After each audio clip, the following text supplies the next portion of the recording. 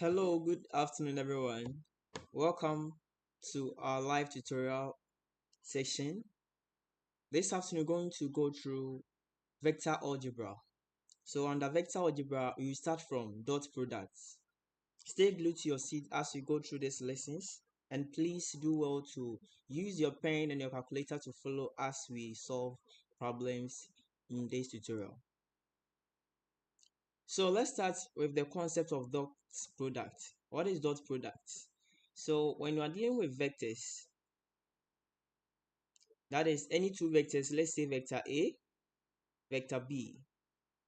In our previous tutorial, I explained that vectors can be represented using arrows, let's say vector AB, or you can simply use a single variable and use a dwindle on it, and it still represents a vector, right?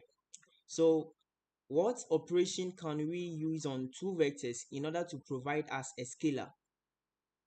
And that is what we call the dot product.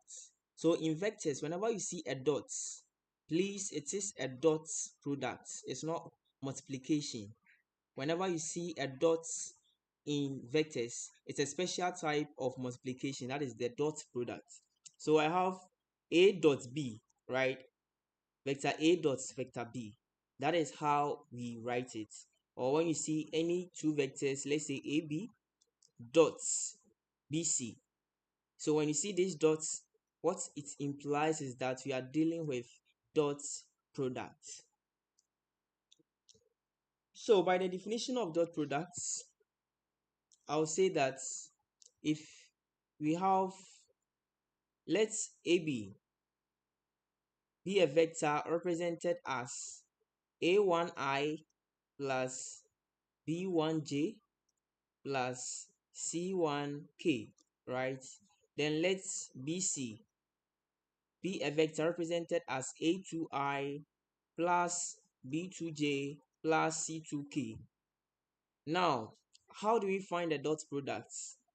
So the dot product of AB dot BC is given as, you only take the coefficients of our standard basis. So you take A1, A2, then you multiply. So you have A1, A2 plus, you take B1, then B2, then you multiply. So B1, B2 plus, you take this one and this one, then you multiply C1, C2. So you realize that the summation of these components will give us a scalar quantity, and that is simply the dot product. So let's solve some problems here. So find or simplify the following. Simplify the following. The first example is angle 2, 4 dots angle 3, -1, right? So whenever you see angle covering two numbers, that is not a coordinate system, but rather they are vectors.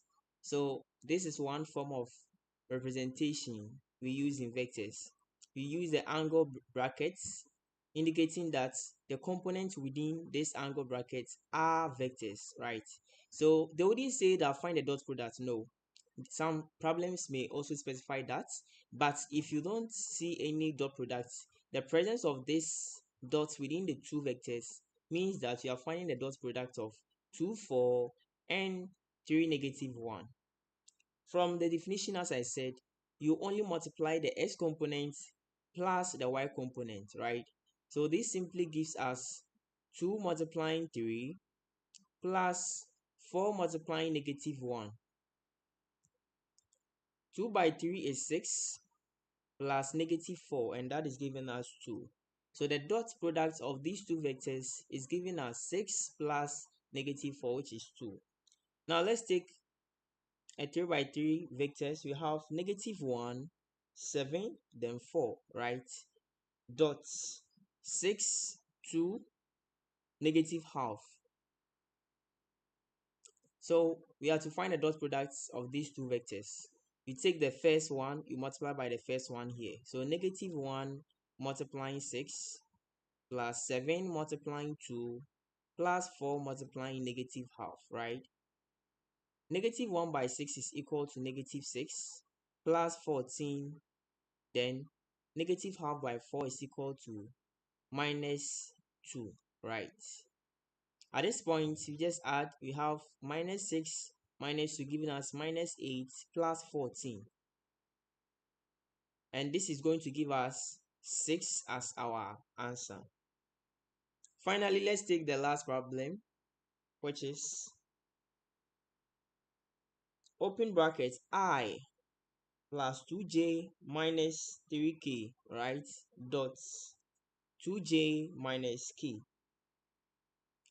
With this expression, there was no angle brackets, but the presence of the standard basis, that is ijk, indicate that it's a vector because the 2 is a magnitude, but j indicate the direction to which the particular 2 unit was moved, right? So it's either you see the angle brackets without the standard vectors, or you don't see any angle bracket, but we introduce ijk. It may be arrow 2 sometimes. So at this point, as I said earlier on, you just take the coefficient of I, and I here, j then j here, then k then k. So the corresponding positions. So now let's take the first one, that is 1 multiplying, there is no I here, so it's 0, right? Plus I have 2 here multiplying, at this point there is j, and that is 2. Finally, plus coefficient of k here is negative 3, right? Multiplying the coefficient of k, which is what? Negative 1. So I'll have my 0 plus 4, then plus 3. And this is going to give me 7. So this is simply how to evaluate the dot product of any two given vectors. And dot product will involve two vectors. If you have three vectors, let's say A, B, then C, then you have to do AB alone, then you combine the C to Earth after evaluation. So now let's move to some few properties of dot products.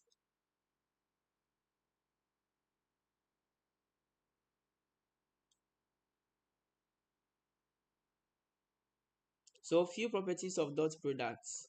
If you have A dot A, the dot product of a particular vector of itself, then we are going to get the magnitude of that vector squared.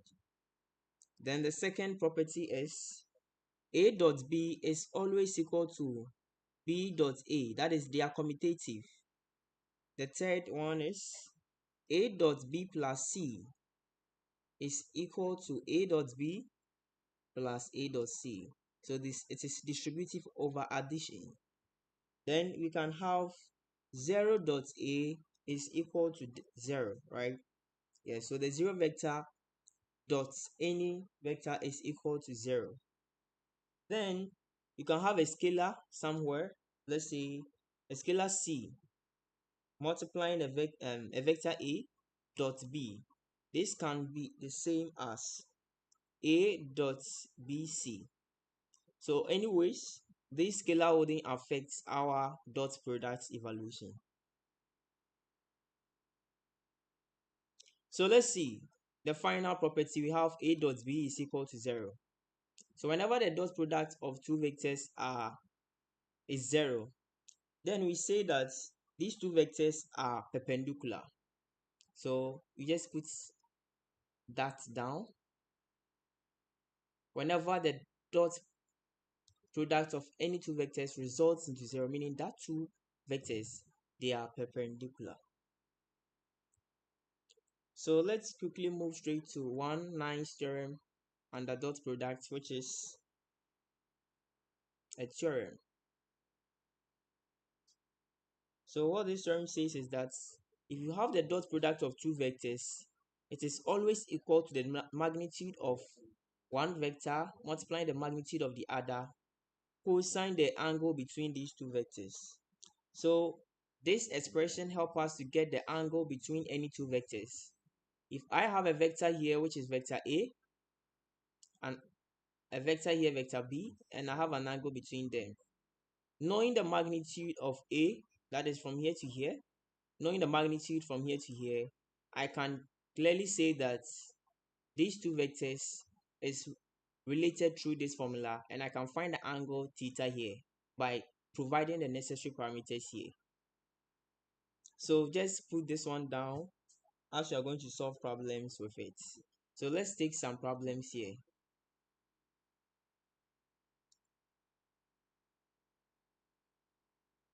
So let's see. Problem 1. So find the angle. Find the angle between these two vectors. So the vectors are vector A, which is equal to 2, 2, 1. Then vector B, which is equal to 5, 3, then 2, right? So you know that this angle bracket is indicating that they are vectors. The question is saying we should find the angle between these two vectors, and that should help you recall that the theorem that you wrote here is of usefulness. So meaning that if you find A dot B, the dot product between these two vectors, it should give us the magnitude of A multiplying the magnitude of B cosine the angle between these two vectors. We are interested in finding the angle here. So what do? We have to make it the subject, right? So cos theta is simply equal to A dot B over the magnitude of A multiplying the magnitude of B, right? So now if I find a cosine inverse of this expression, then I can get my theta. So let me find this expression. So cos theta is equal to, what is A dot B? I'll have 2 multiplied by 5, 2, 2 by 5 plus these 2 multiplying these 3, that is 2 by 3 plus 1 by 2. This gives me my dot product. Let me find the magnitude of A and B separately. So magnitude of A will be equal to square root of the expression 2 squared plus 2 squared plus 1 squared. And this is giving me 4 plus 4, 8 plus 1, 9, giving me 3. So I'll have 3 here by the B. I'll have square root of 5 squared plus 3 squared plus 2 squared. 25 plus 9, 34 plus 4, 38. So I'll have the square root of 38, right? So my cos theta is simply equal to 2 plus 2 times 5, which is 10, plus 6, 16, plus 2, 18. So 18 on 3 root 38.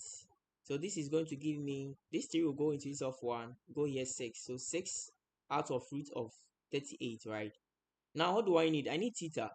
So theta is simply equal to the cosine inverse of the expression 6 over root of 38. And that simply gives us the angle between the two vectors given.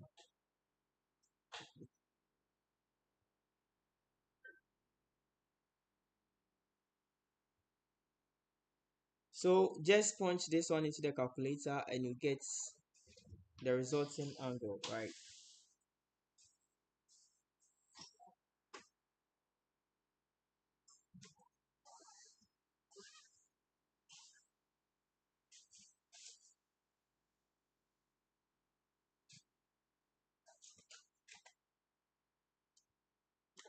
So the cosine inverse of the expression 6 over root 38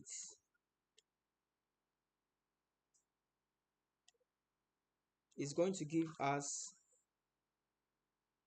13.26 degrees. So this becomes your final answer. So I gave you theorem 1, right? So we've based on theorem 1 to get a nice problem. So this is a particular problem which you should expect as you are going to write exams on vectors. They can ask you to find the angle between any two vectors, right? Let's consider more examples. But before that, let's see this theory. So our theorem 2, which you also based on, is that A dot B is equal to 0, implying that A and B are orthogonal. are orthogonal.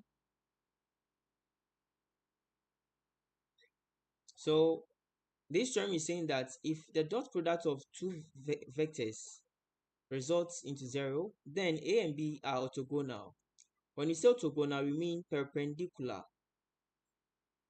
Perpendicular. Or we can say normal. They all mean the same thing so far as vectors is concerned.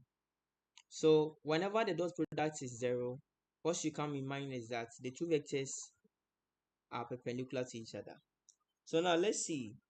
Let's show that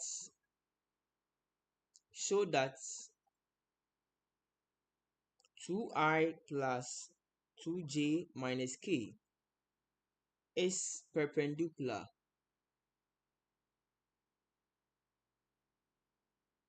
to the vector 5i minus 4j plus 2k.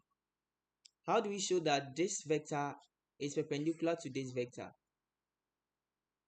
All that we need to do is let's find a dot b, provided a is equal to this. So let's assume that vector a is equal to 2i plus 2j minus k, and vector b is equal to 5i minus 4j plus 2k, right?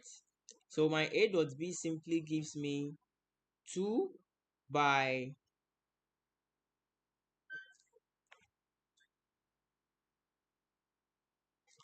a dot b simply give me 2 by 5, right, plus 2 by negative 4 plus negative 1 multiplying 2.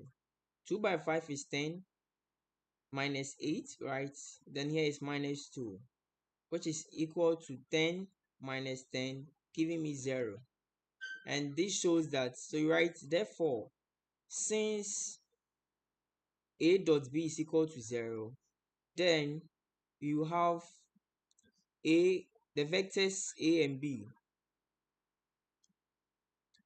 they are perpendicular, right? They are perpendicular.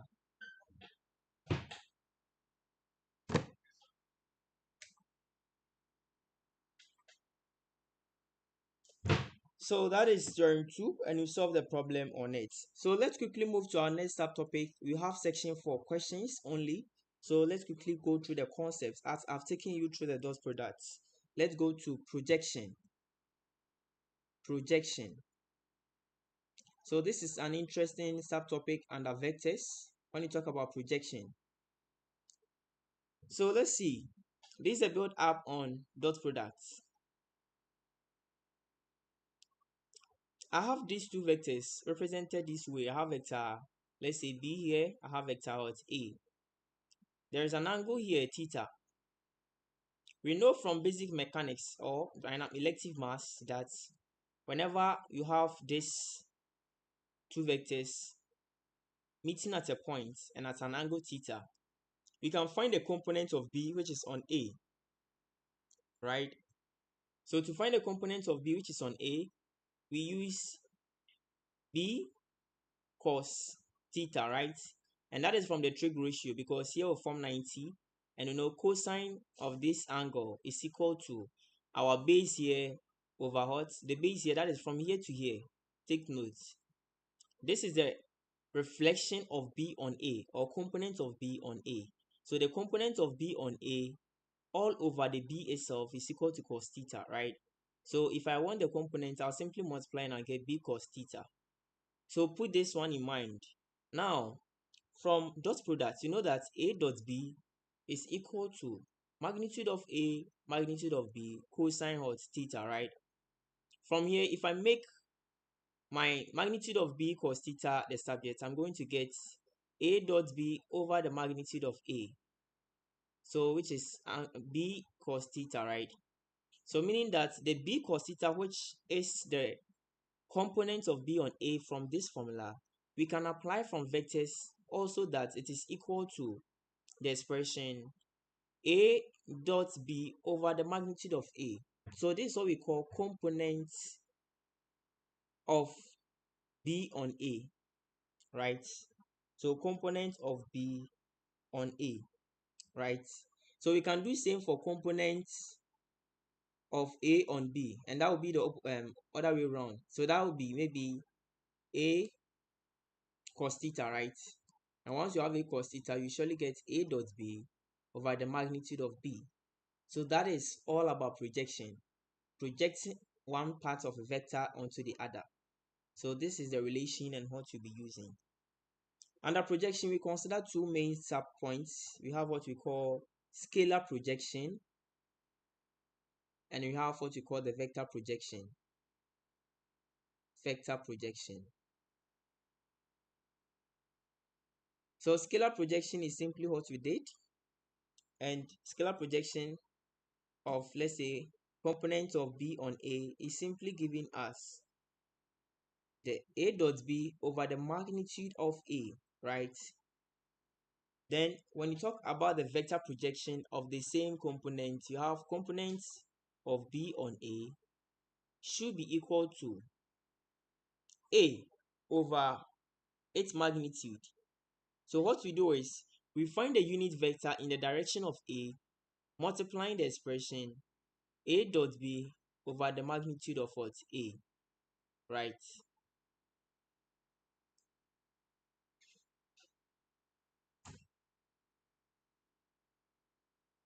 So at this point, this is the formula for scalar projection, this is the formula for vector projection. And this formula is used provided you are finding component of B on A, and this is the representation B on A. The A will come as a smaller letter somewhere here.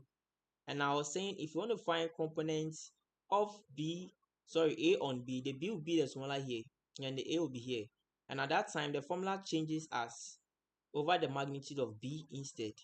Here to becomes B over magnitude of B multiplying A dot B over magnitude of B, right? So this is how it represents the projection, the scalar and the vector, right? So now let's take an example here. For this example, I'm going to have the problem. So he said, find the scalar projection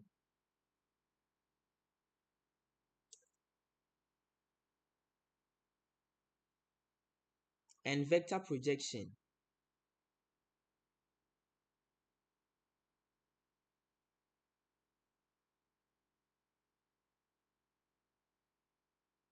of B, where B is giving us 1, 1, 2, right? Onto A, giving us -2, 3, 1, right? So find the scalar projection and the vector projection of the vector B onto vector A. As I said, the first thing to do is always to quote the theorem. A dot B is equal to magnitude of A multiplying magnitude of B cos theta, right? At this point, I want the component of what? B onto A. Illustrating it once again, here will be my B, right? So if I want to find its projection, it will fall somewhere here. And here is my A. Here is my theta. So on the base, we have B cos theta, right? Yeah. So I have my B cos theta, the subject here. So B cos theta simply gives me A dot B over magnitude of A multiplying magnitude of B. The only thing I have to do here is to find my magnitude. So let's find the magnitude of A. That will give us the square root of the expression. I'm going to take this side. -2 all squared plus 3 all squared plus 1 all squared. This is going to give me square root of the expression 4 plus 9 plus 1, giving me square root of 14. I find the magnitude of B, which is given as the square root of the expression 1 squared, I'm taking this side, plus 1 squared plus 2 squared, right? So that gives me 1 plus 1, which is 2, plus 2 squared, which is 4. So 1 plus 1, 2 plus 2 squared, which is 6, right? So that will give us square root of 6. Now, the next thing to do is to find my A dot B. What's A dot B? You just take the first component, multiply by the first component of the other. So 1 by -2 plus 1 by 3 plus 2 by 1. And this gives me negative 2 plus 3 plus 2, which is equal to, this cancel this, I have 3. At this point, this expression here is what we call the scalar projection, right? So my scalar projection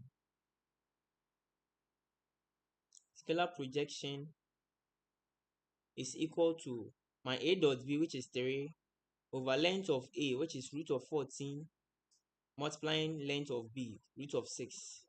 So 3 over 14 by 6, and that is giving us 84, right? So square root of 84. So this gives us our scalar projection. Now what about the vector projection? From the vector projection, there was additional unit vector in the direction of a, which was a over the magnitude of a, multiplying the expression a dot b over magnitude of a, magnitude of b, right? Since this expression have been found as our scalar projection, we only need to do this. What is our a? Take note, the scalar here indicates that our solution or our final result will be a scalar, but the vector won't be a scalar but rather be a vector here. So we are going to get our a, we bring our a back again, angle bracket negative 2 comma 3 comma 1, right, over the expression square root of 14 multiplying 3 over root 84, like this. So this here, I'll have to simplify the scalar outside. So if you have root 14 multiplying root 84,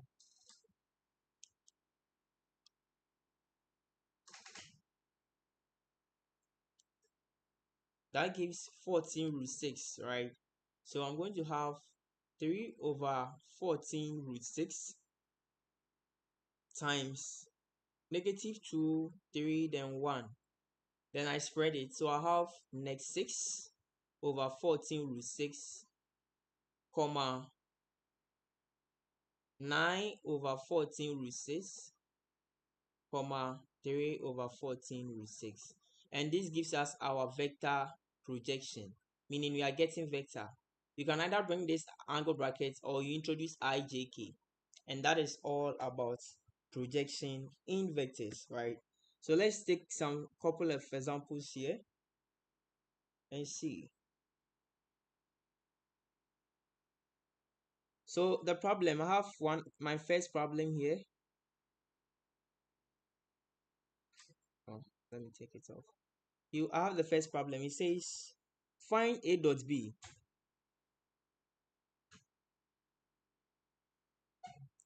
and I have the magnitude of a to be equal to 6, magnitude of b to be equal to 5, then the angle between a and b is equal to 2 pi on 3. So how do I find a and b? A and b simply equal to magnitude of a multiply magnitude of b, cosine the angle theta, right? So a dot b is equal to magnitude of a is 6, magnitude of b is 5, multiplying cosine of the angle 2 pi on 3. So this is equal to 30 cos. What is 2 pi on 3? So you just find 2 out of 3 multiplying 180. You can choose to enter it in the radian mode, or in the degrees mode it becomes cos 120. So 30 cos 120, that gives us negative 15 degrees. You can also convert it to pi because it was given in pi. So negative 15, you just divide it by 180, and our answer is simply equal to negative pi on 12 as the angle, negative pi on 12 as a dot b. So it's always, since you want to find the scalar, you shouldn't leave it in degrees, just leave it in the pi radians. So our answer is negative pi on 12, and that gives us a dot b, right? So let's see. Let's quickly move to our next subtopic, which is cross products, cross products.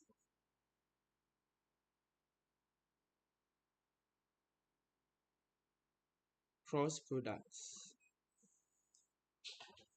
So in our initial subtopic, we talked about a particular operation where two vectors will result into a scalar.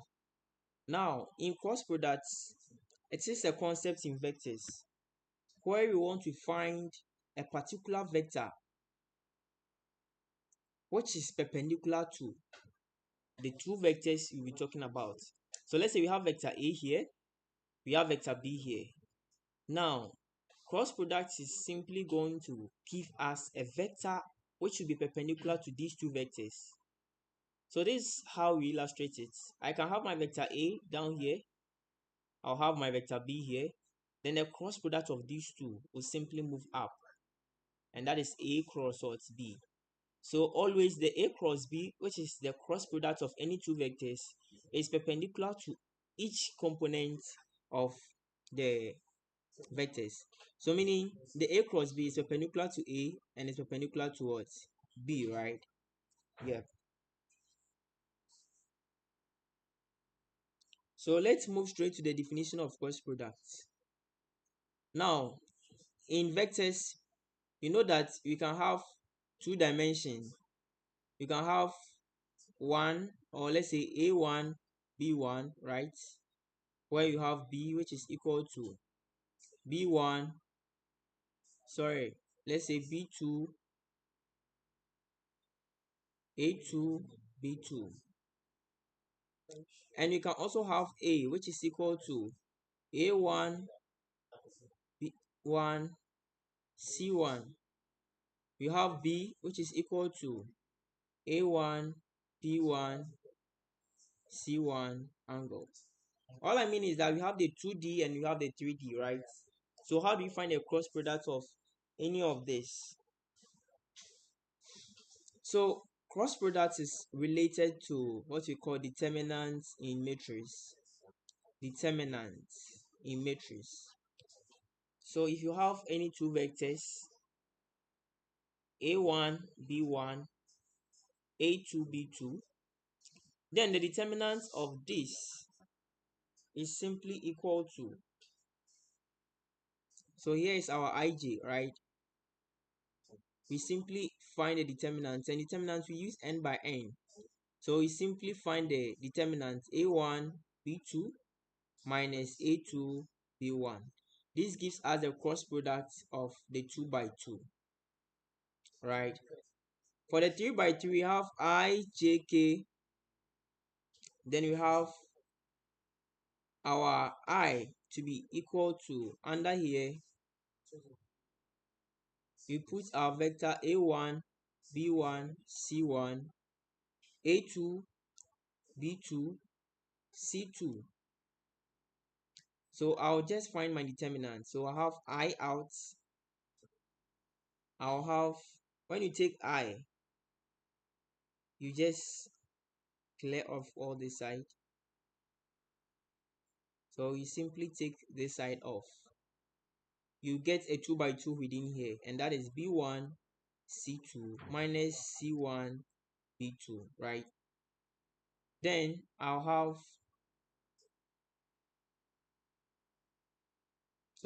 my plus.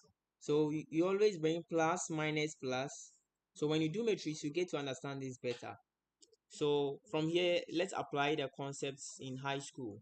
So plus minus plus. So here I'll introduce minus. Then I'll bring my j, open brackets. I'll clear this, then I'll clear that. Right? So I'm left with this side. I'm left with this side. So I'll have a1c2 minus a2c1. Right? Then finally plus. My k will come out, and the k will take this off. K will take everything here off as well as everything here off. And I'll be left with this 4 matrix, 2 by 2 matrix here. So I'll have a1 b2 minus a2 b1. And this gives us the cross product of our two matrices in the three-dimensional plane. So one thing to take note is after cross product we get a vector. After cross product you get a vector. Let's quickly take an example for you to understand this concept. So if A is equal to 1, 3, 4 and B is equal to 2, -7, -5, then find A cross B, right? How do you find A cross B? So as I said, we find a matrix and we are going to find the determinant. We use n by n matrix. So to complete it, we need 3 rows. I have I, J, K. Then the second row will come 1, 3, 4. The third row 2, -7, -5.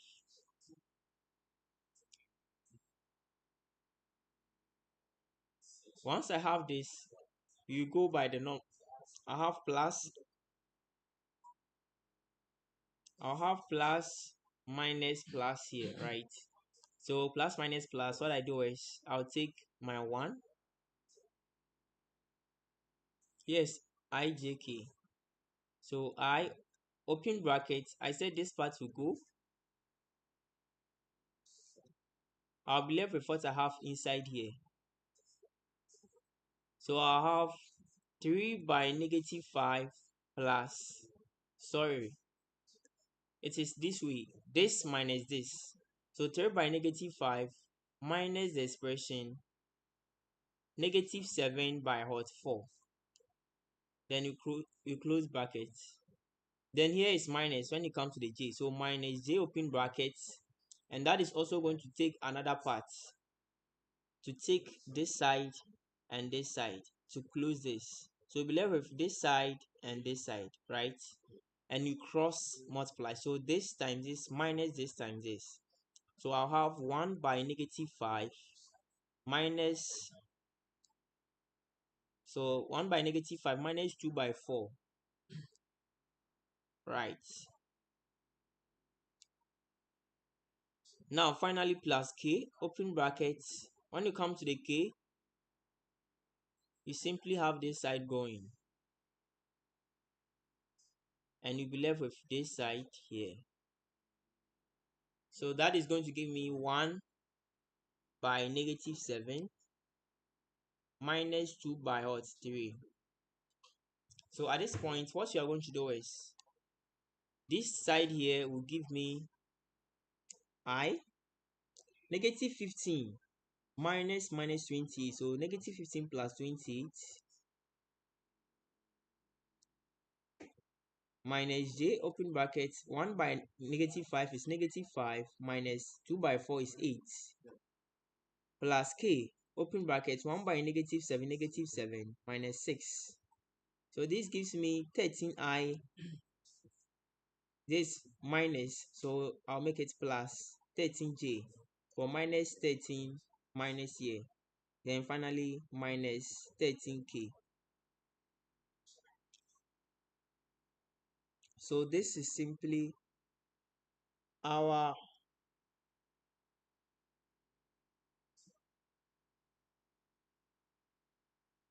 so let's see. So this is simply the cross product of the question given. So I had this matrix and this matrix. Sorry, I had this vector and this vector, and the cross product between these two vectors gave us this using the determinant, right? So that is how we do it.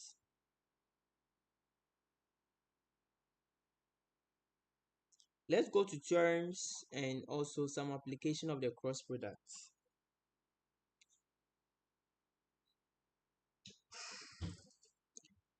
So have in mind that A cross A is always equal to 0. The cross product of a vector and itself is 0. Yep. Then whenever you find the cross product of any two vectors, and you have 0, this means that these two vectors are parallel. Contrary to what we did in the dot product, when it's 0, it's perpendicular, but here it is parallel, right? Yes. So we can say that two vectors are said to be parallel, provided that their cross product is 0. So let's see. So under cross products, we have a general theorem A cross B to be equal to magnitude of A multiplying magnitude of B sine theta.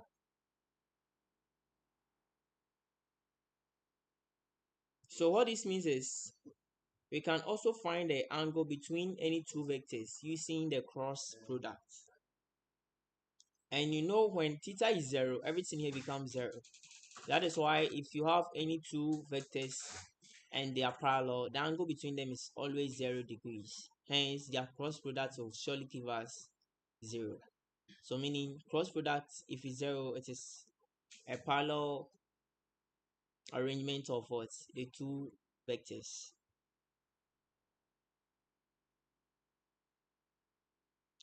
And as I explained earlier, I said cross product is any vector that is perpendicular to each component. So the cross product A cross B here is perpendicular to A. At the same time, it's also perpendicular towards B.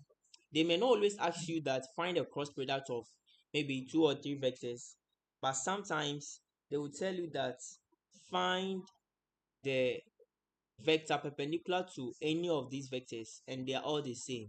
So take note.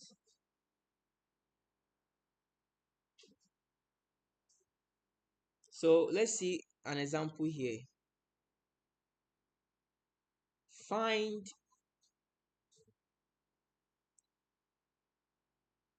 a vector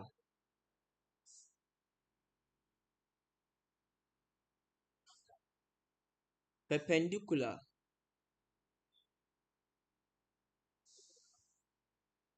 to the plane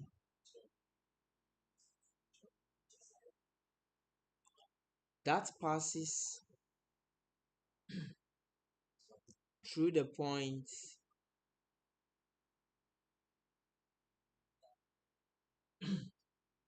P, which is 1, 4, 6, Q, negative 2, 5, negative 1, then R, 1, negative 1, 1, right? So this is the problem with a two-dimensional space. So we have a plane like this. It can also be this way. Anyway, so we have P, we have Q, then we have R. And he said we should find a vector perpendicular to the plane that passes through this point. So once we have, so P will, let's say, be at this edge because it is passing through. Then let's say here is P, here is Q, here is R. So the perpendicular vector to these 3 points is simply the cross product of any two vectors from these 2 points. So realize that from P to Q, you get a vector PQ, right? From Q to R, you can get a vector what? QR. And when I find the cross product, it will be something perpendicular to each component here. So that is how we solve this problem. You have been given 3 points. They are just Cartesian points. They are neither in angle form and the P is just P. So meaning you need to find the two vectors from these 3 points. And as I illustrated to you, the plane is passing through all these 3 points. So I can have PQ and QR. So let's see. Let me find my vector PQ. What is vector PQ? It's simply my Q minus what? My P, right? This is equal to my Q negative 2, 5, negative 1 minus my P, which is 1, 4, 6. This is simply equal to neg 1 minus 1, neg 3. 5 minus 4, 1. Neg 1 minus 6, neg 7. And this is PQ. So I can write negative 3i plus j minus 7k. Then from here, I had PQ, right? So from my diagram, I can have QR. So Q is my common point. So PQ and QR. But so I should have made it QP then QR. Yes, that is how it should be. So I can make here QP. So you should have a common point so that you have QP and QR, right? So at this point, I can negate what I have so that I get 3i minus j then plus 7k. And this is going to give me my QR. Whenever you are finding vectors, please, we don't find it anyhow. Take a common point to the two of them. You can make it PQPR, right? That will be when P is the center. Now Q is our center here. So we are simply going to find QP, then QR, like this. Then this will be our cross product. Now let's find our QR. So this is actually QP. So our QR is equal to our R minus Q, right? So when I find my R, I'll have 1, neg 1, 1. My Q, I'll have negative 2, 5, negative 1. This is simply equal to 1 minus minus 2, which is 3, negative 1 minus 5, negative 6. 1 minus minus 1, which is 2. So I'll have 3i minus 6j plus 2k. So at this point, I have all my 2. Then as I told you, you're going to find cross products of what? QP cross KOR. Is that not it? So we are simply going to solve it here. Let me clean.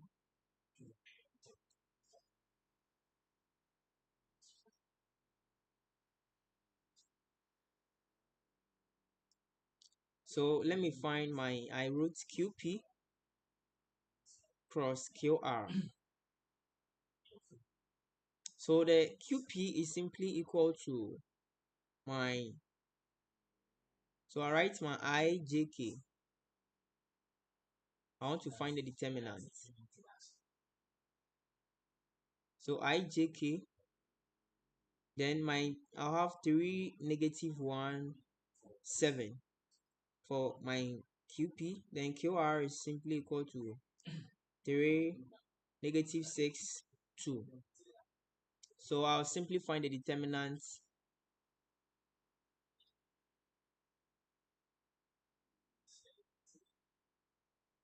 So finding the determinants, I'll have this IJK 3, negative 1, 7, 3, negative 6, 2. So I'll take my I, which is positive. I'll factor this out. So I'll handle this.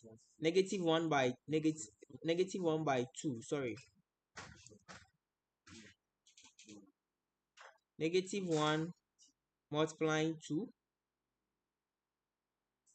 minus negative 6 multiplying 7. That's for I. Then minus j. Always j goes for minus. When I take the j, the middle out, everything here cuts out. I'll have 3, 7, 3, 2. So 3 by 2 minus 3 by 7. Then plus k. Then that one to take this out. I'll have 3 times negative 6. Then I'll have minus 3 by negative 1. Right.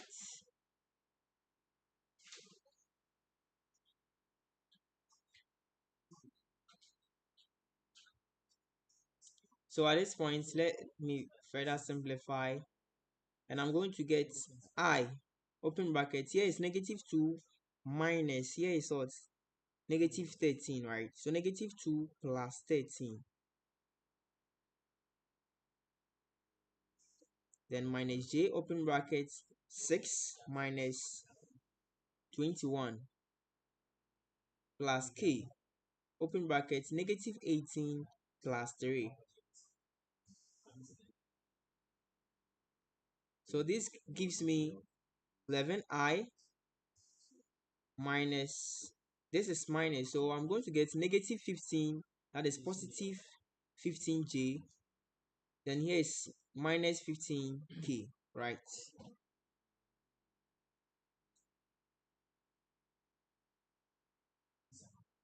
So this becomes our cross product. This becomes our cross product.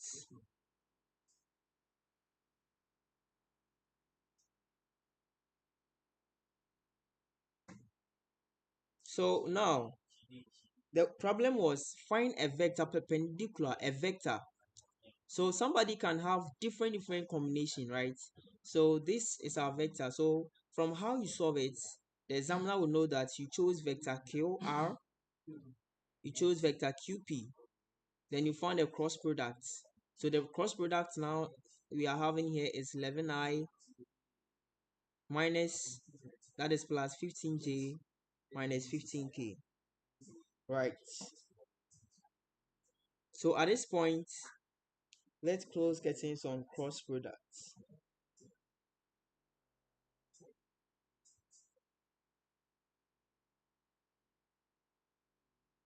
But we have applications of cross products. So let's see some applications.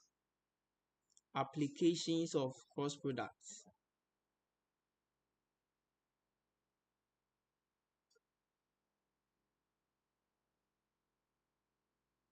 So the first one, we can find the area of a parallelogram.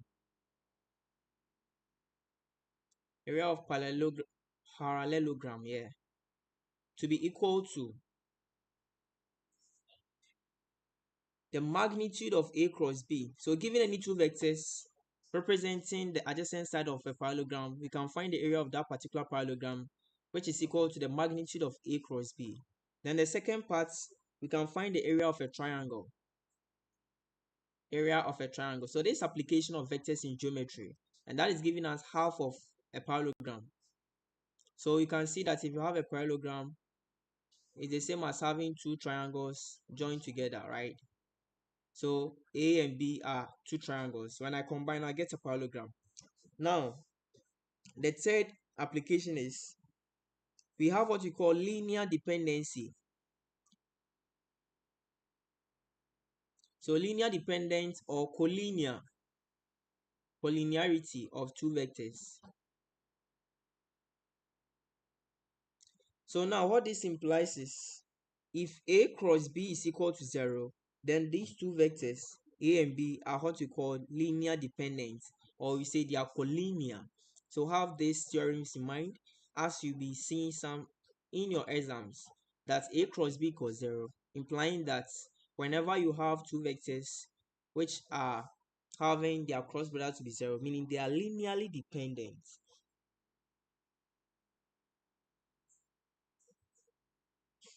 Now let's take this example here, which is an application problem. So we say find the area of the triangle.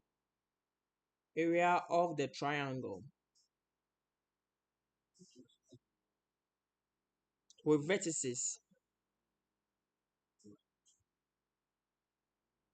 P, which is 1, 4, 6, right? Q, which is negative 2, 5, negative 1. Then R, which is 1, negative 1, 1.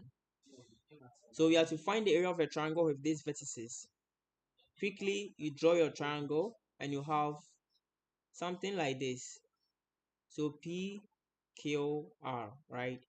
So to find the area of the triangle, you have to apply cross products. You know that cross A, the magnitude of cross A cross B is equal to our area of triangle, but there's a half multiplying it, right? Now, the A here is one vector, the B here is another vector. So we need to find two vectors from this side. So I can have PR and I can have my what? Vector PQ. Is that not it? So I'll have PR, then PQ. I'll find them separately. What is PR? PR is simply P minus R. Sorry, R minus P rather. And R minus P is simply giving me 1, neg 1, 1 minus my P, 1, 4, 6. So 1 minus 1, 0. Negative 1 minus 4, negative 5.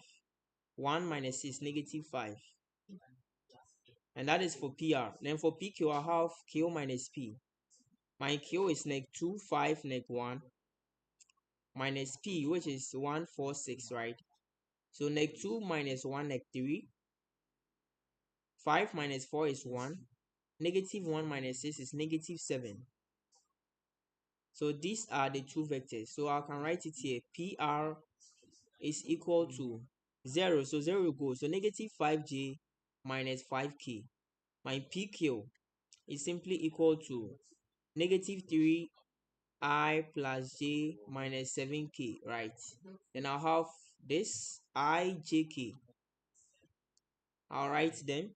So in any order, I'll simply have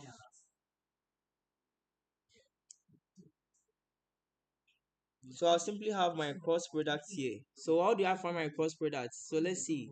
My PQ can come. So negative 3, 1, neg 7. I'll have 0, neg 5, neg 5.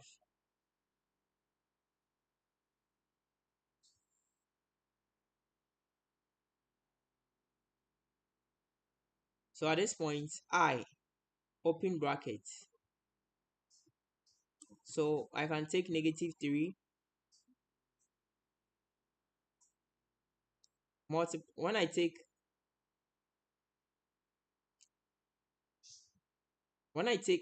I'll close everything. So I have 1 by negative 5.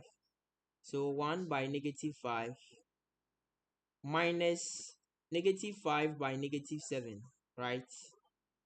Minus j, open brackets. When I come to j, here will go, here will go. So I have negative 3 by negative 5 minus 0 times 7, so minus 0. Then my k will be equal to, I'll clear here. So negative 3, negative 5 minus 0 as well. So I becomes negative 5 minus, here is negative 5, right? So here is going to give me positive 35. So negative 35, so that's giving me negative 40i. Here becomes negative 15j. Then finally negative 15. Sorry, this is positive 15, right? Then this is also positive 15. Okay. So once I have my cross products, I can easily find my area of the triangle. So the area of the triangle is simply equal to the magnitude of, so the vector is negative 40i plus 15j plus 15k. So I get neg 40 squared, 15 squared plus 15 squared. So what do we get for that? You find that on a calculator. So square root of 40 squared plus 15 squared plus 15 squared. So that is going to give me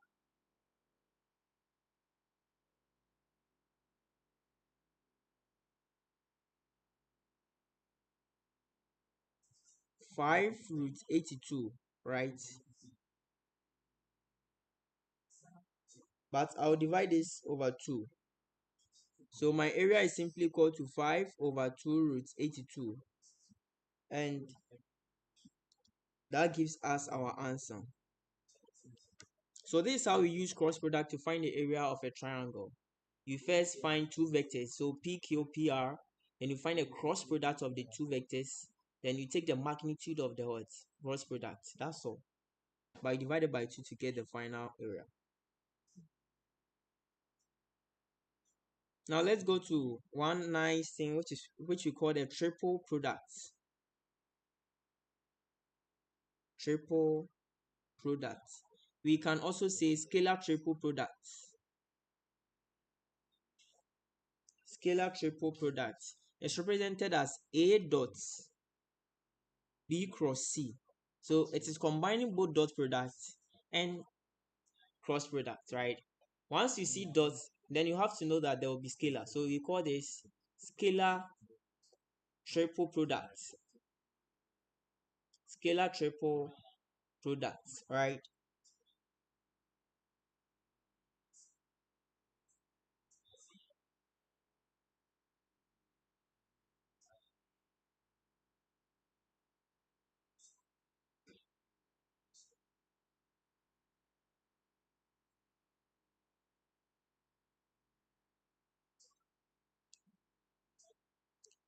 So now A dot B cross C. How do we define this? So this is simply represented as I have three vectors A, B, and C. So with the corresponding vectors defined as A1, B1, C1, sorry, A1, A2, A3, B1, B2, B3, C1, C2, C3. Scalar triple product is simply the determinant, but here we don't introduce IJK because we are expecting a scalar. IJK is used in scalar products. Sorry, it's used in cross product because we need a vector. Here is scalar triple product, so we simply take the determinant of all the three vectors. That is all. So let's see an example. So let's find the scalar triple product of 1. So we have A is equal to 1 comma 4 comma negative 7. We have B to be equal to 2 comma negative 1 comma 4. Then we have C to be equal to 0 negative 9 18. So at this point you just take your determinants, you write 1 4 neg 7, 2 neg 1 4, 0 neg 9 18. So this is equal to, you take 1 out, everything here will go. I have negative 1 by 18 minus the expression negative 9 by 4 minus 4.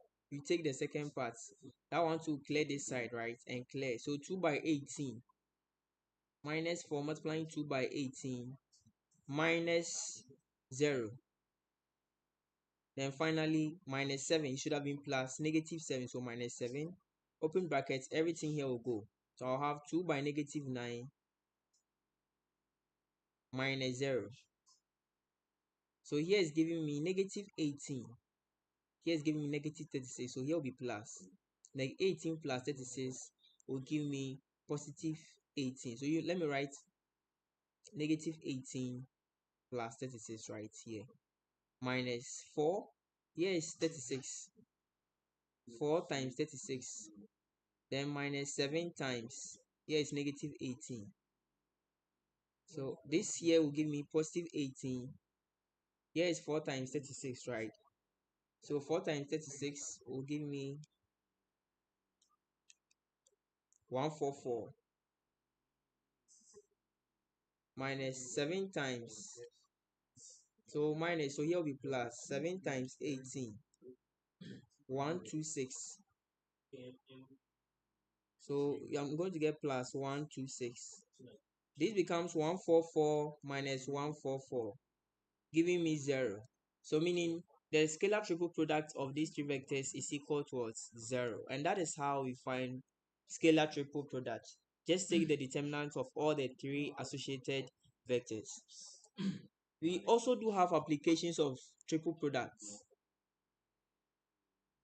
But first of all, we have what we call linear dependency and independency. We spoke about in the cross product that if you have cross product of two vectors to be equal to 0, then the two vectors are linearly dependent, right?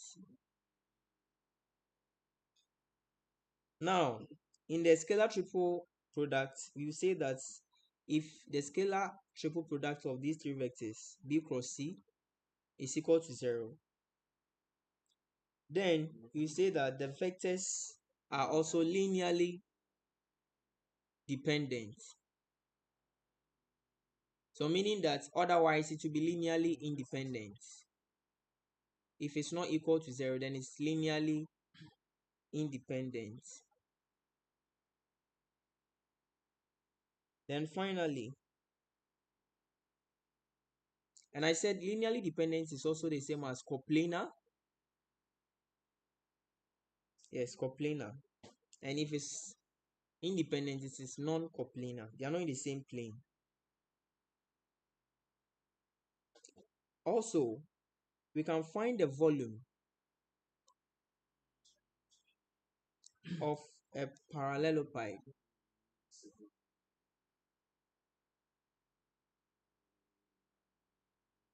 to be equal to, so if you have the adjacent sides to be A, B, and C, using vector into geometry, you are going to have the magnitude of A dot B cross C, right? Then you can also find the volume of what we call tetrahedron with edges A, B, then C. Is also given as 1 out of 6 magnitude of A dot B cross C. So these are also applications of scalar triple product. So let's see some examples here.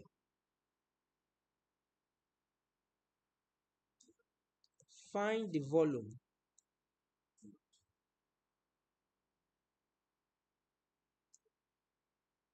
of the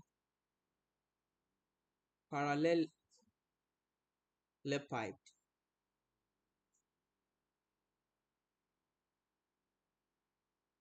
determined by the vectors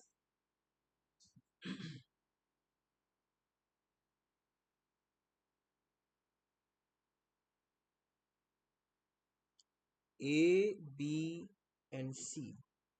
So I have the A to be equal to 1, 2, then 3. I have B to be equal to -1, 1, then 2. Then I have C to be equal to 2, 1, 4, right? So we have to find the volume of the parallelepiped determined by the vectors here. And these vectors represent the edges of the parallelepiped. So how do we find the volume? So we apply the scalar triple product, which says the magnitude of A dot B cross C always gives us the volume of our parallelepiped. So what do we do? First of all, we need to find B cross C. Then we have A dot, the whole expression. But in summary, we simply find the determinant of the whole 3 matrix. So I have 1, 2, 3, -1, 1, 2, 2, 1, 4. So the determinant of this will give me the volume straight away, right? So what do? I have 1. The reason why it's absolute is once you get negative, it's still positive because it's a scalar quantity. So I have 1 multiplying the expression. This will go, this will go. I have this side going. -1 by 1 minus or 2 by 1 plus or -2 open brackets. This side will go, this side will go. -1 by 4 minus 2 by 2. Then finally plus 3 open brackets. This side will go. -1 by 1 minus 2 by 1. So this is -1 minus 2, -3. Here is -2 open brackets. I have -4 minus 4 minus 8, right? Plus 3 open brackets, -1 minus 2. So -3 plus 16. Then here is what? 3 by -3 minus 9. So I have 16 minus 12 giving me 16 minus 12. So I will get 4.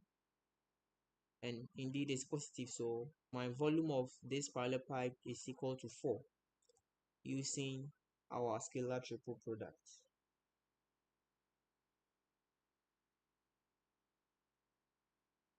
So this is how we apply our scalar triple product to find the volume of the parallelepiped. So given these edges, we can also find same for tetrahedron, but that one we would have multiplied 1 out of 6 by our answer and it will give us 2 out of 3. which gives the volume of the tetrahedron. Let's finally go to our last section, which is equations of lines and planes.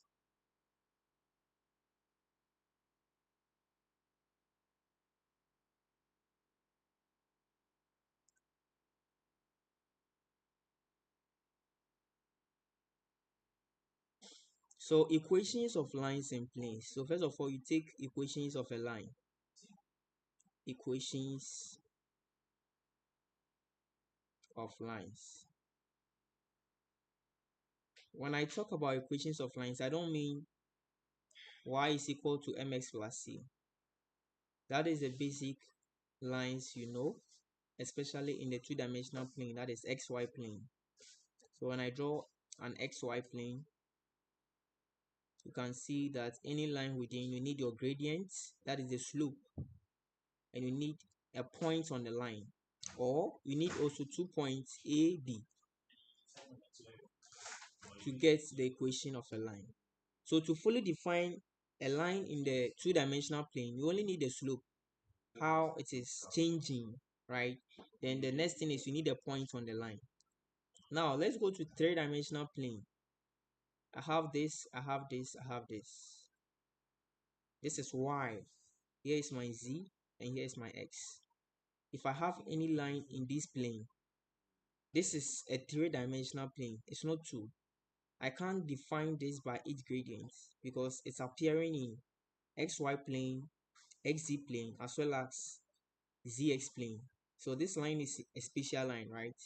So how do I fully define the direction of this line? Always take note, whenever you want to find the equation of a line, you need 2 points. If you have the direction, a single point is enough. So let's locate a point here as p naught, another point here maybe as p. Here is my origin, O, right? So I can have OP as a vector of magnitude r naught. I can have my P, which is also another vector r.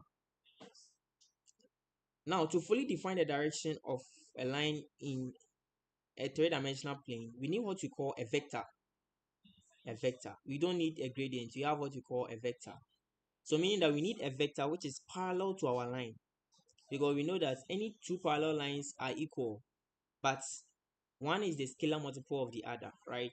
So I'll just introduce a vector here, v, and this vector is in the same direction as our what? P naught p. Is that not it? So meaning that my direction of my P naught p can fully be described by this vector v, but it's not going to be the same, but rather a scalar multiple of what? This v. Using vector addition, I have P naught P to be equal to what? OP minus OP naught, right? And my P naught P is fully defined by what? My V. But as I said, it's not the same. So we multiply by a scalar T. My OP is R naught minus my what?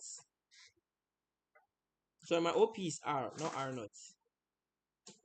So OP is R minus OP naught, which is R naught. So R is representing any point on my line, while my R naught is a known point on my line.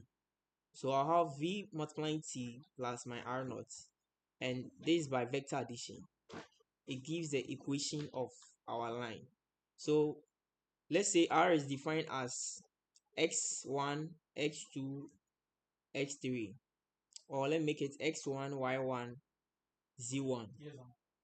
So x1, y1, then z1 should be equal to my vt plus my r naught, which is my known vector, which is angle x naught, y naught, then z naught, right? At this point, my vector is just abc. So x1, y1, z1 is equal to a, b, then c, t, right? Plus angle x naught, y naught, z naught. So my x1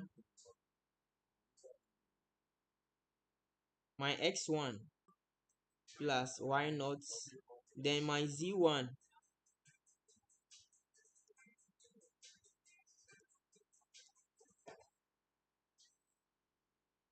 Then my z1 here is simply equal to ct plus z0. So these three equations are what we call the parametric equations of a line. Parametric equations of a line. So in order to find the equation of a line, you need 1 point and you need a vector. So the vector just indicates the direction of the line. Then you can find any other point you want on the line. So let's take an example here. So find the vector equation and parametric equation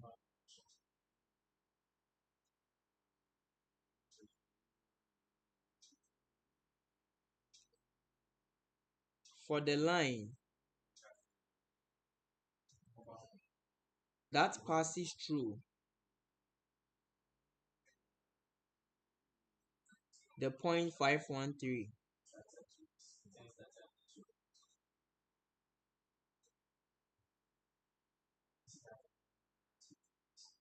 and is parallel to the vector I plus 4j minus 2k. So this is a problem. We have to find a vector equation and parametric equation. So a vector equation is simply the r is equal to vt plus r naught as I gave. This is a vector equation. So I have my point, a known point here, and my vector. So my r naught is simply equal to what? 5, 1, then 3. My v is equal to 1, 4, negative 2, right? From this side. So I have my r naught, I have my v. So I'll have 5, 1, 3 is equal to 1, 4, negative 2 multiplying t plus r naught, which is, so here I made a mistake here.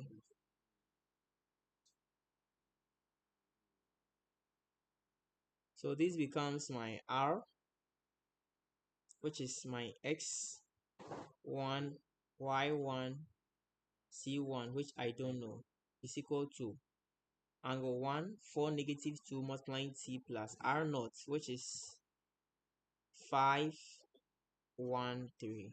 This simply gives us our vector equation because they are all in vectors, right?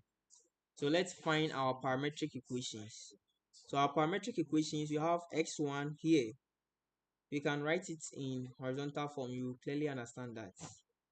So I'll have this x1, y1, z1 to be equal to 1, 4, negative 2 multiplying t plus 5, 1, 3. So my x1 is equal to 1 by t, which is t plus 5, right? My y1 is equal to 4t plus what? 1, right? My z1 is equal to negative 2t plus 3. And this gives me the parametric equations of the line. So we can find any other points on this line. So where t is equal to 1, I'll have my x1 to be equal to 6, y1 to be equal to 4 by 1, 4 plus 1, 5, and my z1 to be equal to negative 2 multiplying 1 plus 3, which is equal to 1. So I'll have 6, 5, 1 as another point on the line. So this is how you find the equation of a line. But it doesn't end there. We've looked at the parametric equations of a line. Now let's go to what we call the symmetric equation. Symmetric equation. You realize that from the parametric equations, we have x1 is equal to vt plus what? My x naught, or I can make it a. Y1 is equal to bt plus y naught. Then z1 is equal to ct plus z naught. From here, this equation is solely dependent on the c we choose. in the symmetric equation, we want a system of equations which is not dependent on t.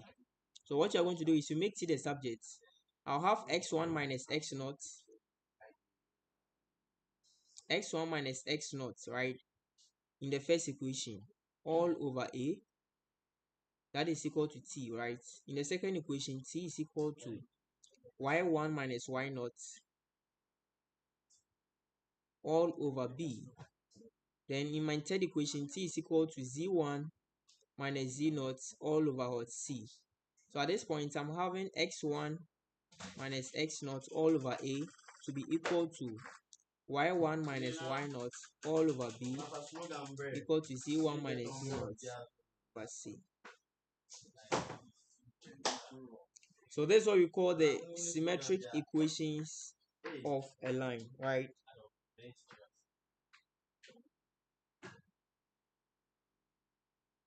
So let's take another example on the symmetric equations of a line. So I have find parametric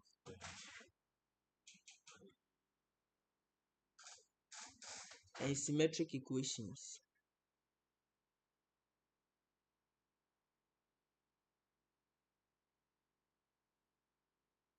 of the line that passes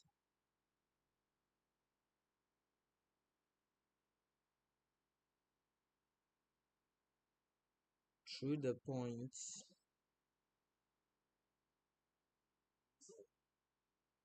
A, giving us 2, 4, negative 3, and B, giving us 3, negative 1, 1, right?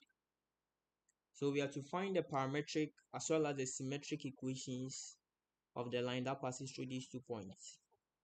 How do we find that? Let's start with the parametric. You write the vector equation R is equal to R naught plus or VT, right? But you ask yourself, do you have V? You don't have V. Your direction vector. Since you don't have V, V is simply equal to the line joining the 2 points. So we need AB. Vector AB can be our what? Our V, right? So you simply have B minus A. Coming down, my B is simply 3, neg 1, 1, minus A, 2, 4, neg 3. This gives me 3 minus 2, which is 1, negative 1 minus 4, negative 5. 1 minus minus 3, which is 4. So 1 neg 5, 4, which is the same as I minus 5j plus 4k. Take note, our vector or our direction vector has a component called direction numbers. So our V simply gives the direction numbers to be 1, neg 5, 4, right? So at this point, my R, which is my x1, y1, z1, is equal to my R naught, which is, you can take any of these 2 points, 2, 4, negative 3, plus 1 neg 5, 4, multiplying what? T. So I am getting my x1 to be equal to 2, which is my R naught, plus 1t, so plus t. My y1 to be equal to 4 minus 5t, then z1 to be equal to neg 3 plus 4t. This gives the parametric equations of the line. What about the symmetric? Simply making t the subject. So I have x1 minus 2 is equal to y1 minus 4 over negative 5, and is equal to z1 plus 3 over 4. This gives the symmetric equation of our line. So let's quickly move to equations of a plane.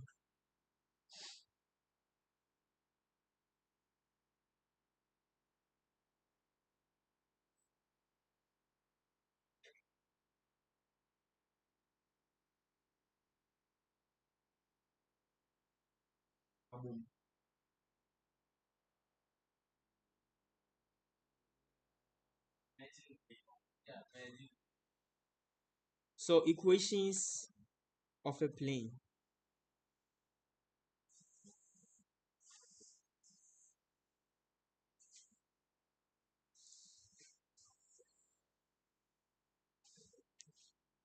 So we talked about equation of a line right in our subtopic, and now we are going to equation of a plane. When you say a plane is just a two-dimensional space. So you can have a plane to be like this, or even like this. So when you take the xy plane, it's simply just a single plane, xy. But when you take the xyz plane, my y and x and z, it has three planes put together. I have my xy plane, I have my yz plane, and I have my xz plane. So these are three planes arranged at 90 degrees to one another. And that gives our three-dimensional space, right? So how do you find the equation of a plane? So as I said, to find equation of any geometric figure, we need to define the direction of that particular figure. In equation of a line for three dimension, the direction was fully defined by what? The vector. Is that not it? But as a plane has a lot of points on it. Different points. And you realize that we can join several lines in a plane. Different lines crossing in a plane. So we can have a vector, a single vector to define the direction of a plane. So what do? We use what we call a normal vector. Normal vector. What this normal vector means is that if I have a plane looking like this, I have a single vector moving from the plane up. And one unique thing about this vector is it is perpendicular to any other vector within the plane. So this vector can then be used to describe the direction of what our plane. So if I have a plane which is in this form, I can just, my direction vector will be here. So this vector is perpendicular to any other vector within the plane, right? So we are interested in what? Normal vector. Aside the normal vector, we need a point or 2 points in a plane. We need P and P naught, right? So P was represented as R and P naught as R naught in our previous subtopic. So here, let me do it well. So this is a plane. I have point P, I have point P naught, and I have my normal vector N. You realize that the line joining P and P naught here is also perpendicular to what? R. So therefore, my R minus R naught dot, my normal vector should be 0. Because we've learned from dot product that the dot product of any two perpendicular vectors is equal to 0. So this normal vector, since it is perpendicular to any other vector within the plane, I can say that my vector PP naught here is also perpendicular to n. Hence, the dot product of my n, which is my normal vector, is also perpendicular to r minus r naught. So this is how we find the equation. So this is what we call the vector equation of a plane. Vector equation of what? A plane, right? So now let's see. So I continue. So r minus r naught dot n is equal to 0. So what do I get here? nr minus nr naught is equal to 0. Therefore, I'll have nr to be equal to nr naught.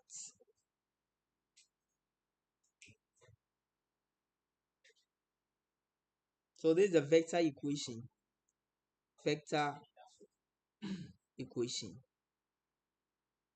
Vector equation. So we realize that from this side, we can say that our r minus r naught, provided r, let's say r is giving us x1, y1, z1, r naught is giving us x naught, y naught, z naught. So what we are going to do here is my r naught, r minus r naught will be x1 minus x naught,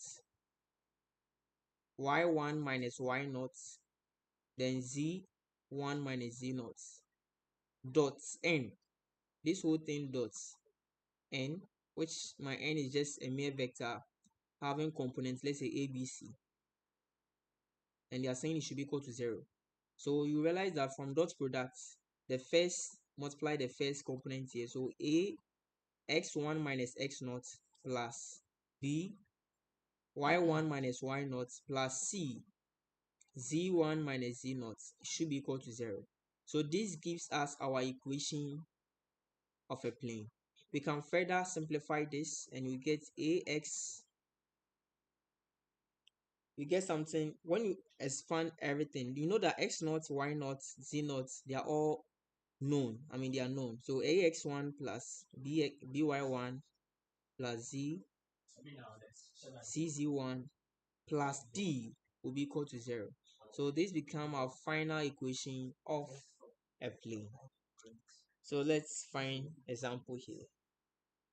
So find an equation.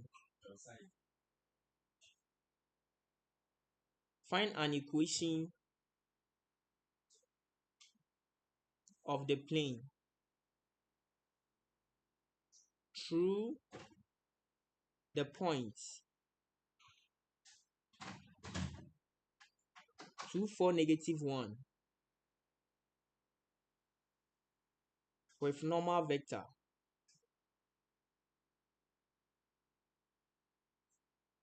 n to be equal to 2, 3, 4, right? So now we've been asked to find the equation of a plane. They've given us a point and our normal vector.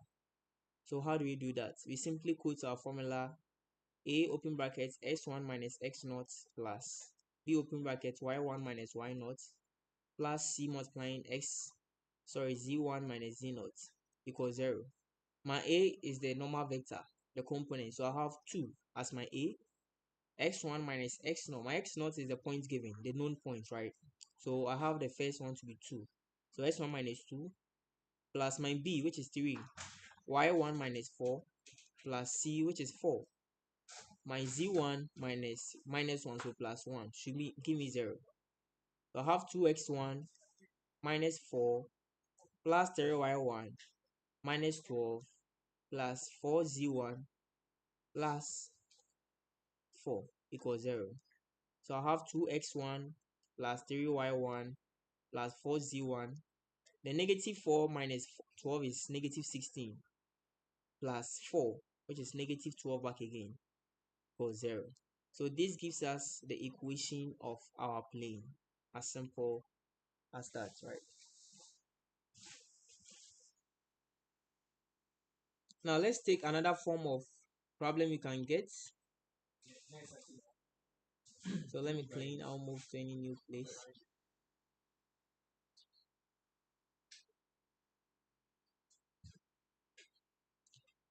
So let's see this example.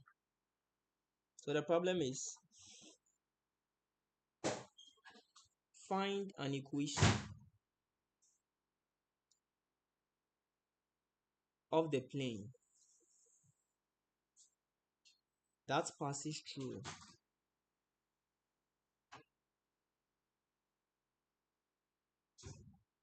the points.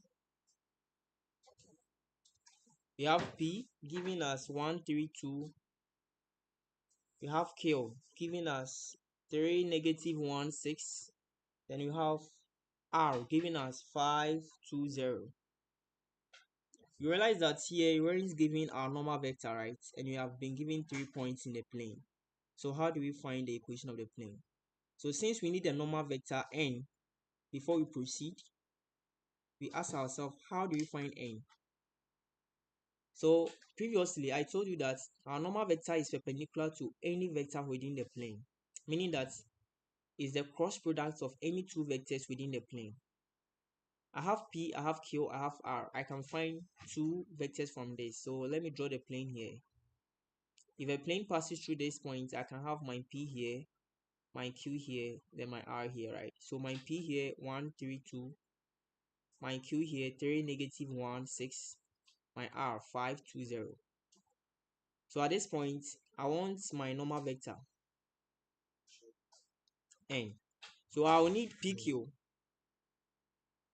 then I will need my PR, right? So that will be the two separate vectors to be found. So what is vector PQ? Is simply equal to Q minus what? P. So I'll bring 3 neg 1 6 minus my P 1 3 2. So this gives me 3 minus 1, which is 2, neg 1 minus 3 neg 4, 6 minus 2, which is 4. So 2 minus 4j 2i plus 4k. Then I find my PR, which is r minus p. So the r is giving us 520. So I'll write my 520 minus my p 132. So I'll get 5 minus 1 4, 2 minus 3 negative 1, 6. Here is 0, sorry. 0 minus 2 negative 2. And that gives me 4i minus j minus 2k. So we've got our two vectors within the plane. Once I find a cross product, I can easily get my normal vector.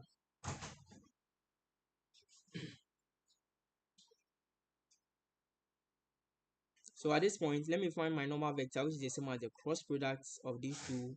I'll have I, j, k, right? And I'll have 2 neg 4, 4. 4 here, neg 1 here, neg 2. So to find my normal vector, I'll take I out. As I said, this side will go. I'll be left with these 2 by 2 matrix. So I'll have I open brackets, negative 4 times negative 2 minus the expression negative 1. So this times this by 4.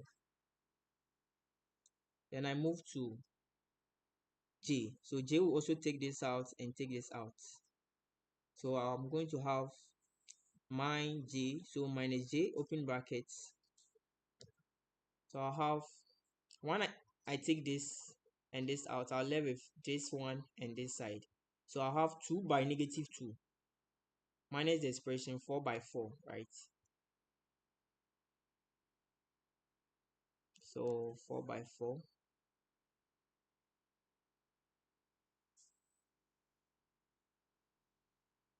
That's for j. Then finally plus k, open brackets, k will take this side out. Everything here out. And I'll be left with what I have here. 2 neg 4, 4 neg 1. So I'll simply get 2 by negative 1 minus my expression 4 by negative 4. So let me simplify my equation back again. I have my I out. Here gives me negative 4 by negative 2 is 8, positive 8. Minus, here becomes negative 4, so plus 4. Minus j, open brackets. 2 by negative 2 is negative 4. Minus 16. Finally plus k, open brackets. Here is negative 2, right? Minus, here is negative 8, so plus 16. So I'll get 12i. Here is minus 20, so plus 20j instead. Here is 14k. So what we have done here gives us our normal vector. Normal vector. And once we get our normal vector, we are good to go. So let me clean. So at this point, once you find a normal vector, you can add it to any points given. We have 3 points, so I can add it to P, Q, or R to find my equation of the plane. So let me take P. So I have A open brackets x1 minus x0 plus B open brackets y1 minus y0 plus C open brackets z1 minus z0. So my A here, normal vector, I'll have 12 open brackets x1 minus 1. I'm taking P this side plus B, which is 20, y1 minus what? 3 plus my C, which is 14, z1 minus 2. So here is 12x1 minus 12 plus 20y1 minus 60. plus 14z1 minus 28 equals 0.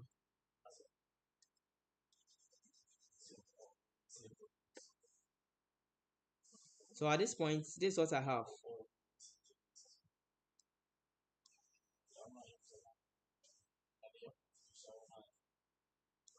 So I simply take my 12x1 out plus 20y1 out plus 14z1 out. I have negative 12, negative 60, that is negative 72. Then minus 28, that is giving me negative 100, right? Equals 0. And this gives me the equation of the plane, giving 3 points within the plane.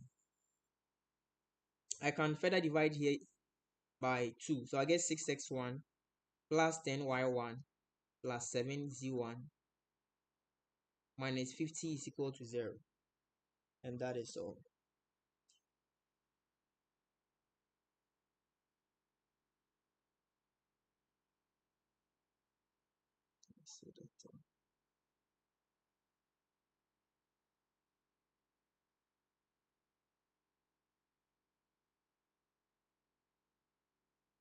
So we've just ended equations of lines and planes. We have another section where we'll be solving problems only. So the last thing to talk about in this video is linear combination. Linear combination.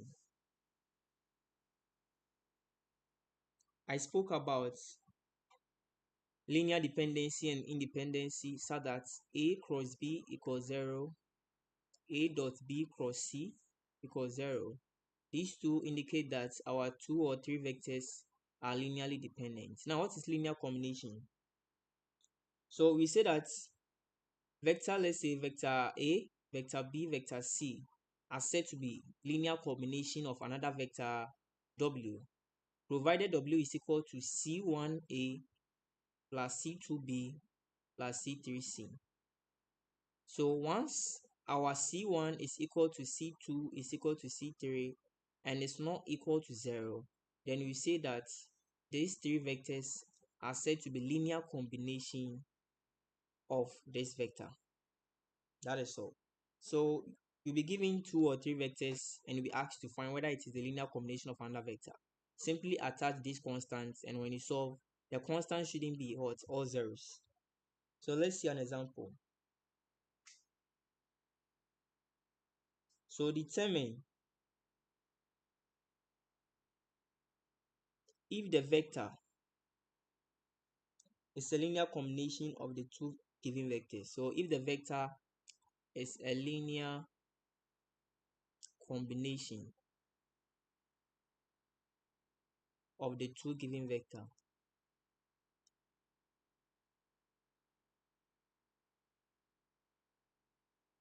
So I have my vector to be W equals negative 12, 20.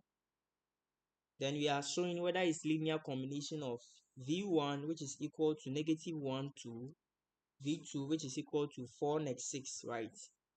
So how do we show that these two is a linear combination? So no, this vector is rather the linear combination of this.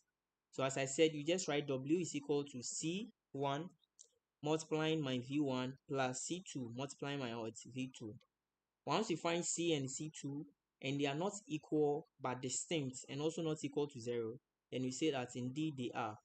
So what is this? I have like 12, 20 equals C1 by V1. I'll have negative 1, 2. I have C1 here plus C2 here. V2 is 4, 6, right? So I have my first equation, negative 12 equals next C1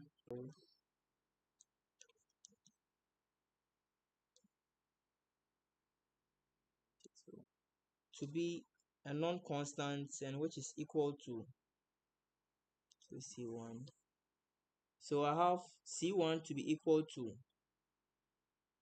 76 on 7 and C2 to be equal to like 2 on 7. That is from what I have here. So at this point, you realize that our C1 and C2 are distinct and they are not equal to 0. Therefore, these two vectors are linear combination to form what this, or the vector w negative 12 20 is a linear combination of v1 v2. So you have to multiply c1 by this plus c2 by this in order to get the resulting vector to be this. So that's the whole concept of linear combination. So this is the end of our vector algebra class, and hope seeing you in our